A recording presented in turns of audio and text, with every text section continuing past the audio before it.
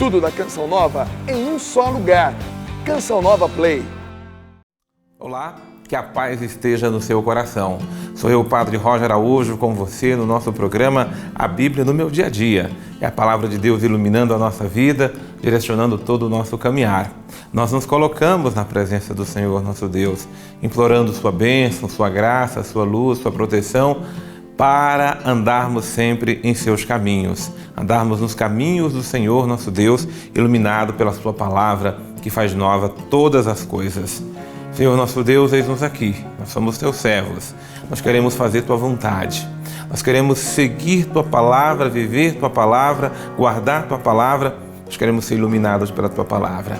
Que a tua paz, que a tua ternura, que a tua graça, que a tua bênção, que a tua direção esteja sobre nós, guardando-nos, Senhor, em todos os caminhos. Que a tua bênção conduza todos os nossos passos, em nome do Pai, do Filho e do Espírito Santo. Amém.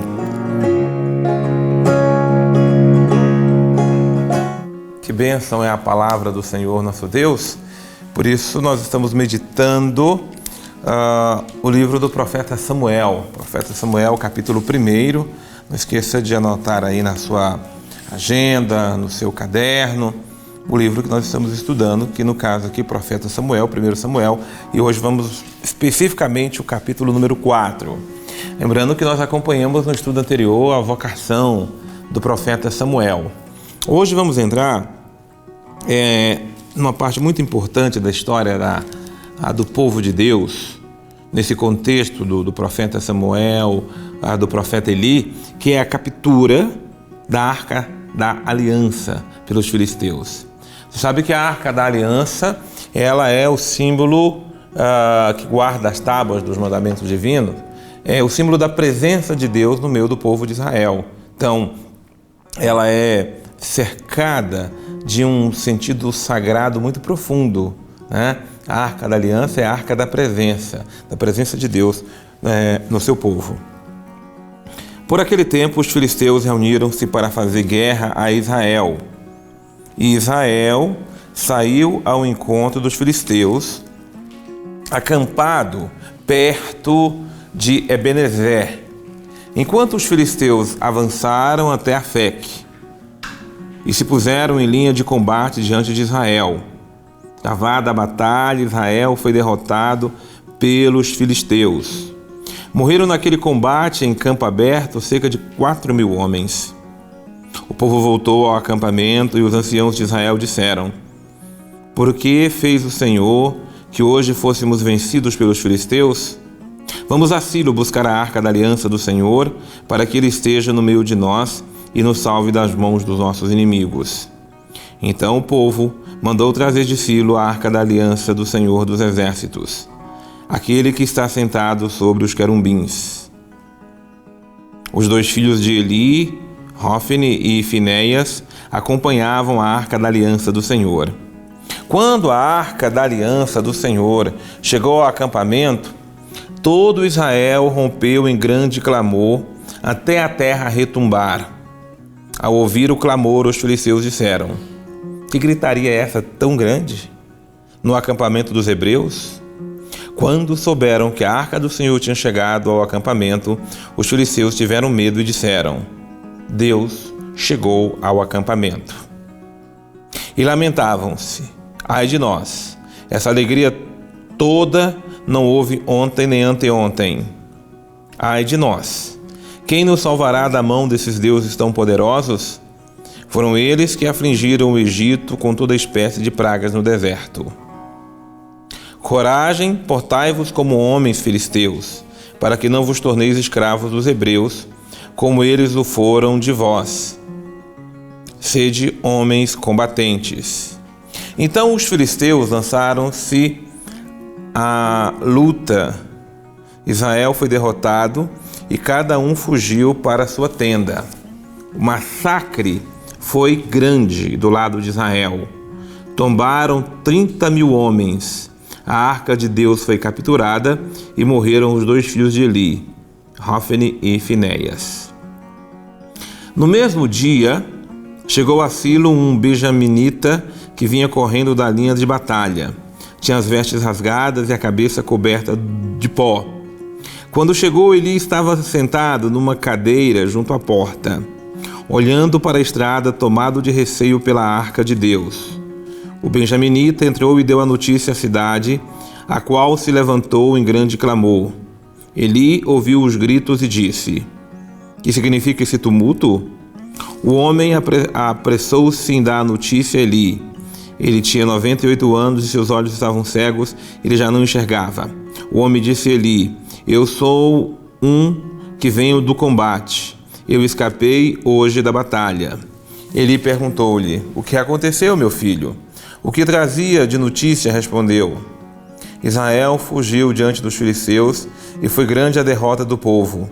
Além disso, dois filhos, Hófni e Finéias, também foram mortos, e a arca de Deus foi capturada.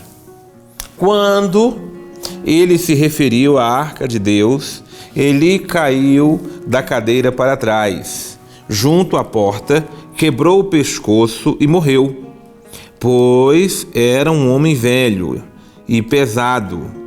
Ele foi juiz de Israel por 40 anos. Ora, sua nora, que era mulher de Finéias, estava grávida, próxima do parto. Quando ouviu a notícia da captura da arca de Deus e da morte de seu sogro e de seu marido, encurvou-se e deu à luz, porque de repente lhe vieram as dores. Como estivesse morrendo, as mulheres que assistiram disseram-lhe: não temas, destes luz a um filho. Ela, porém, não respondeu, nem lhes deu atenção. Deu ao menino o nome de Icabode, dizendo: foi banida a glória de Israel, por causa da captura da arca de Deus e da morte do sogro e do marido. Sim, disse ela, foi banida a glória de Israel, pois a arca de Deus foi capturada. Muito bem, a gente fez questão de ler toda essa narrativa pela importância que ela tem para nós. Então, eu queria começar lá do versículo 4, porque o princípio para nós, o princípio eterno, ou o princípio do nosso estudo hoje, é essa mensagem do versículo 4. Então o povo mandou trazer de Silo a arca da aliança do Senhor dos Exércitos, aquele que está sentado sobre os querubins. Os dois filhos de Eli, Hófni e Finéias, acompanhavam a arca da aliança do Senhor. A narrativa de hoje mostra duas derrotas terríveis do povo de Deus. Antes da arca da aliança e com a arca da aliança, o povo de Deus foi derrotado. Ora, o povo atribuía sempre suas vitórias ao Senhor. Então, eles acreditaram que a primeira vez não foram vitoriosos porque eles não estavam com a arca da aliança, então não estava com o Senhor. Então, agora que trouxeram a arca da aliança, eles colocaram medo nos filisteus. Os filisteus diz lá para nós, olha, o versículo 6 e 7, quando souberam que a arca do Senhor tinha chegado ao acampamento, os filisteus tiveram medo e disseram: Deus chegou ao acampamento. Deus chegou ao acampamento. Veja que os próprios filisteus, eles também são tomados de temor pelo Senhor. Então eles mesmo têm consciência de que a chegada da arca era a chegada do Senhor. O povo de Deus, o povo hebreu, o povo de Israel, confiou tanto na chegada da arca que já cantaram vitória. Mas aí a derrota foi pior ainda. O povo foi totalmente massacrado. E o pior ainda, é que os filhos de Eli, além da arca ser capturada, claro, a arca foi capturada, está lá no versículo 11, a arca de Deus foi capturada e morreram os dois filhos de Eli, Hófni e Finéias. E a sequência narrativa é mais dura ainda, porque o pai, Eli, já de idade avançada, muito pesado, muito obeso, cego, com a saúde toda debilitada, devia ter diabetes, todas aquelas doenças que nós sabemos, que muitas vezes vem na idade. O abalo emocional de Eli foi tão grande, diante do acontecimento, que Eli também veio falecer, que Eli também veio morrer. Ora, O que essa narrativa toda tem a dizer para nós? Não basta Deus estar no meio de nós. Nós precisamos estar na presença do Senhor. Porque Deus está no meio de nós, a Eucaristia está no meio de nós, os sacramentos estão no meio de nós, a igreja está no meio de nós, mas nós nem sempre estamos na presença do Senhor. O fato é esse, que os dois filhos de Eli, Hofni e Finéias, eles prevaricaram, pecaram gravemente contra o Senhor lá no templo e não repararam o seu pecado. Entende? O mal que eles cometeram é o mal que muitos de nós cometemos.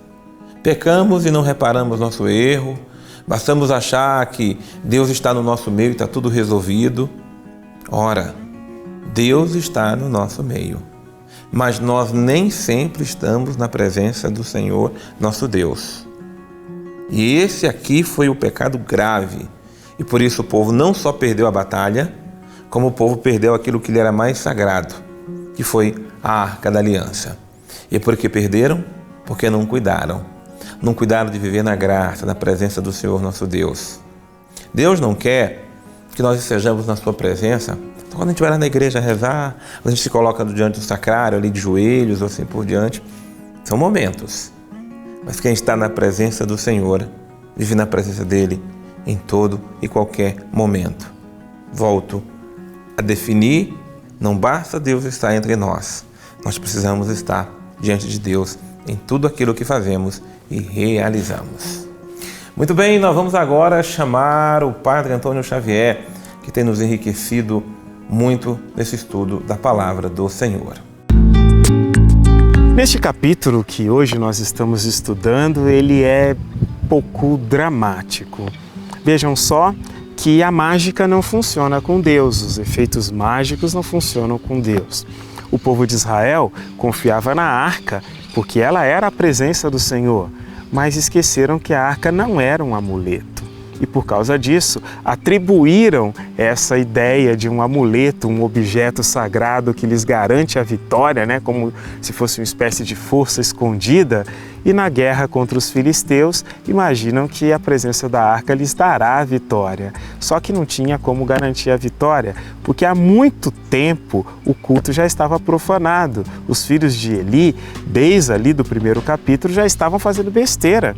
Já não existia mais o coração realmente transparente diante de Deus e por isso quando a arca é conduzida para o meio da guerra, ela termina por ser capturada e o povo não vence. Isso é uma grande advertência, é claro, a cada um de nós de entender perfeitamente que a fé, ela não impede de forma alguma que a gente venha ter algum tipo de frustração, algum tipo de sofrimento ou de embate na nossa vida. Na verdade, a fé que nos garante exatamente que Deus está presente, que no tempo certo alguma coisa Ele fará, ela é garantida numa outra dimensão que não é a dimensão do sucesso. Quando caímos nisso, nós vamos para aquela ideia que é abandonada lá no Antigo Testamento de uma teologia da retribuição, que alguém pensa que porque está fazendo determinadas coisas, obriga a Deus a agir de certa forma. Isso está errado, claro que está errado. Nós somos livres nas ações que decidimos fazer, mas Deus também é livre para decidir fazer ou não. E a liberdade, ela não determina o que é bom e o que é mal. É o tipo de escolha que acaba por expressar o que se tem dentro. E o silêncio não é sinal nem de bondade nem de maldade. É simplesmente um sinal de que nada se pronunciou. E aqui vai ser o que vai acontecer. A arca continuará sendo a presença de Deus, mas ela vai ser estéril no meio daquela guerra, porque o povo já tem o coração longe de Deus. Que risco que nós corremos, E por isso precisamos realmente evitar que essas coisas aconteçam em nossa vida. Imagina conceituarmos a nossa fé, as nossas orações como se fosse uma maneira de capturar energias que nos garantem vitórias.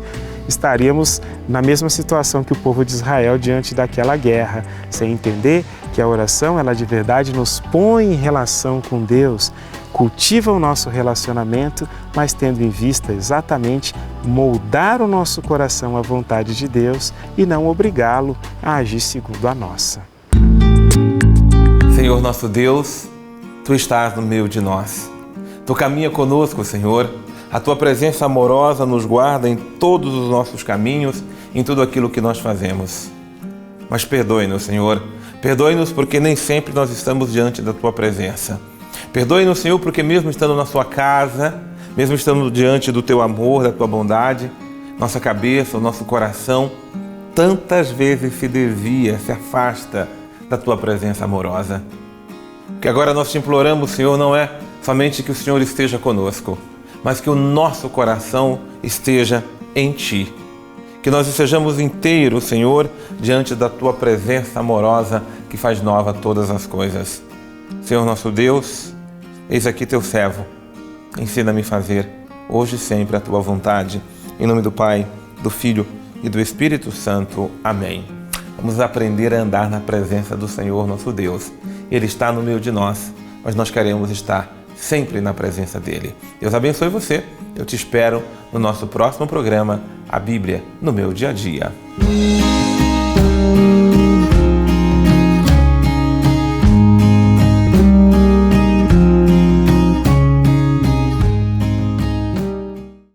Tudo da Canção Nova em um só lugar. Canção Nova Play.